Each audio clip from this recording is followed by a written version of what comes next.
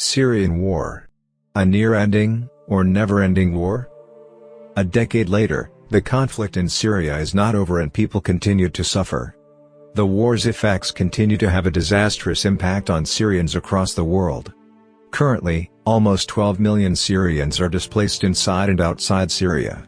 Some 5.6 million refugees are scattered throughout the world, the majority in Turkey, Lebanon, Jordan, Iraq, and Egypt. Around 6.2 million people are internally displaced, most of them living in precarious conditions. In just over 1 year, an additional 4.5 million Syrians have become food insecure. An economic crisis, job losses as a result of COVID-19, and soaring food prices have added to the plight of Syrians who have been displaced and worn down by a decade of conflict. Just like the past decade, the clashes continued all around Syria in 2021. It seems that after the assassination of Qasem Soleimani in Iraq, Israel airstrikes intensified in the first 2 months of 2021 and ISIS has more free hand in Syria. On January 1, 2021, a bomb exploded near a Russian military base in the Tal Saman area south of Ain Issa, wounding several Russian soldiers. A pickup truck was parked just outside of the Russian base by 2 men who then fled the area. Kanzem Hurrizaddin claimed responsibility for the attack through a message circulated on social media. Kanzem Hurrizaddin is an armed insurgent group affiliated with Al-Qaeda and fighting in the Syrian civil war. On the night of 6 January, Israeli made airstrikes on Iran-backed militia. These attacks left 3 militias dead. On 9 January, ISIS insurgents attacked pro-government soldiers in the town of Al-Shola, in Deir ez-Zor province, during a sweeping operation looking for jihadist cells. The attack left at least 7 National Defense Force militiamen dead and an unknown number wounded. On 11 January, Syrian army forces and allies infiltrated and raided Jaish al-Nasser positions in Al-Ghab Plain, northwestern Hama, killing 11 fighters of the rebel group. On 13 January, Israeli airstrikes were allegedly launched in eastern Syria, close to the Iraqi border. At least 18 strikes were launched across multiple locations in eastern Syria. At least 7 Syrian soldiers and 16 Allied fighters were killed during the Israeli raid overnight. However, the airstrikes which were carried out by Israel against Iranian-backed targets, were believed to have been executed with intelligence given by the United States. On 22 January, Israel launched a fresh missile strike that hit central Syria's Hama province. The Syrian government said at least 4 family members were killed during the attack, including 2 children, with 4 others injured. On 23 January, government 4th Division fighters launched a new offensive in the western countryside of Dara, targeting the towns of Tafas, Muzayrib, and Ali Aduda.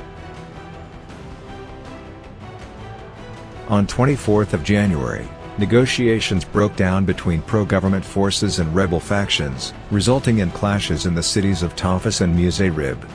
Several rebel fighters were killed and at least 4 members of the 4th Division were confirmed to have died. Rebels attacked 4th Armored Division checkpoints north of Sahem el Golan in the Dara countryside and on the Nafaya al-Shahara road in the Yarmouk Basin. Also on 24 January, Islamic State militants targeted a Syrian army bus on the road between Palmyra and Deir ez-Zor. At least 12 Syrian soldiers were killed. On 29 January, the Syrian government rejected UN proposals as part of constitutional talks to resolve the civil war. On 30 January, a car bomb in Turkish-controlled Afrin city killed 8, including 4 children. SDF-PKK forces were believed responsible.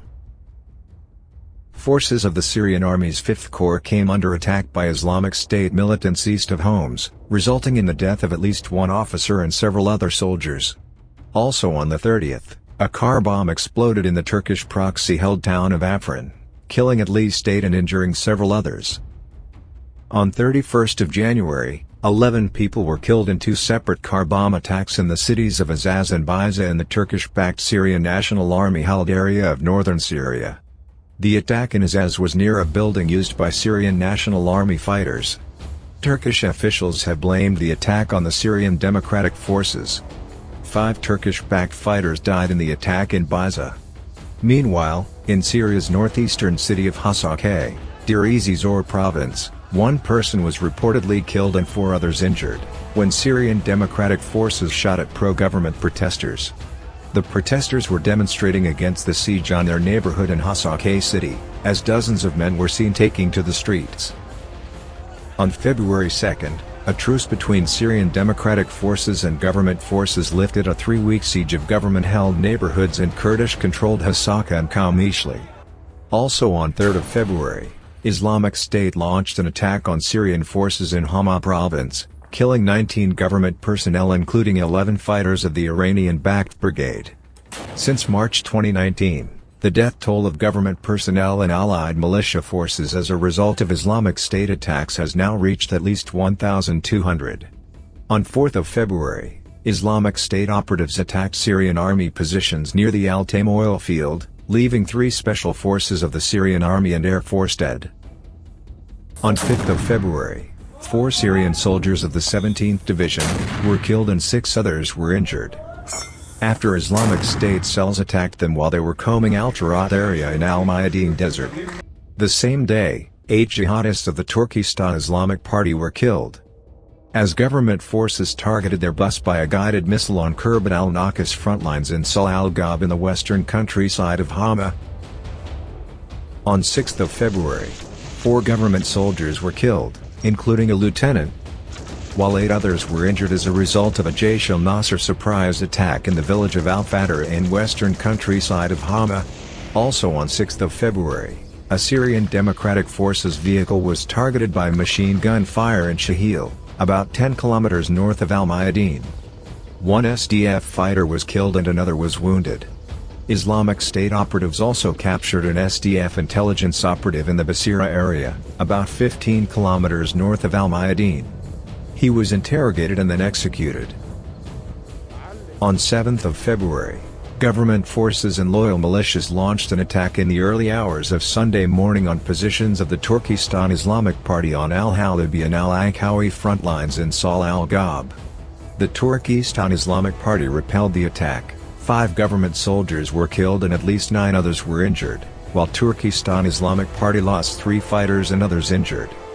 2 other government soldiers, including a lieutenant, were also killed by sniper fire in a separate incident. On 9 February, 4 SDF fighters were killed after ISIS militants attacked their checkpoint in the Deir ez-Zor countryside.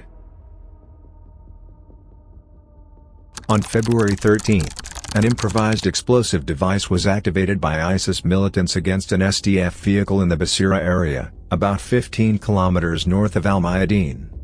An SDF commander and a fighter were killed. 6 other fighters were wounded. The vehicle was destroyed. On February 14, an international coalition UAV killed a senior ISIS operative in the Rada region, about 50 kilometers northeast of Deir ez-Zor. The dead operative was Abu Yassin al-Iraqi. Between 14th and 15th of February, 11 government soldiers and militiamen were killed in fights with ISIS in the Syrian desert. In response to the killings, the Russian Air Force conducted several bombing runs on ISIS positions.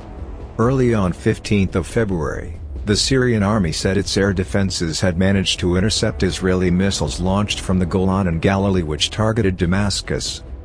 Residents reported large explosions on the southern edge of the city. An army defector said the strikes hit military targets in Al-Qiswa where Iranian-backed militias are based. On 19th of February, Russian jets conducted over 100 airstrikes on ISIS positions in the eastern Raqqa desert leaving at least 12 ISIS militants dead. On 23rd of February, that Russian jets targeted the Al-Bara town in northern Syria's Idlib province. The attack is said to be the 4th Russian airstrike in Syria's Idlib this year. Meanwhile, in the outskirts of the village of Bzapar in the southern countryside of Idlib, 1 civilian was killed and many others wounded during a rocket attack launched by Syrian government forces. Also on 23rd of February, 2 SDF fighters were captured in the Tel Hamis area and were executed. An SDF vehicle was targeted with an improvised explosive device north of Raqqa, leaving 2 SDF fighters dead. On 25th of February, the U.S. military disclosed that it launched an attack on facilities used by Iran-backed militia groups in eastern Syria. According to the Pentagon, The attacks were carried out in response to a recent rocket attack in Iraq earlier in February, which led to the death of one civilian contractor, wounding several other coalition troops. On 28 February, the Syrian military stated that several Israeli missiles were launched from the Golan Heights, which targeted the Syrian capital Damascus. Most of the missiles were intercepted by the Syrian air defenses. However, the airstrikes targeted an area south of Damascus, Sayyida Zainab, occupied by Iranian Revolutionary Guards and Lebanese Hezbollah. However, no immediate casualties have been documented so far during the attack. We tried to cover the Syrian civil war in detail, and we continue to examine key questions about what will happen next. Will Russia and Turkey prevent the crisis in Idlib from escalating? Can Russia force the Assad government to make key institutional reforms to satisfy Western nations' conditions for helping to fund Syria's reconstruction? What role will Iran and the militias it supports continue to play in the country?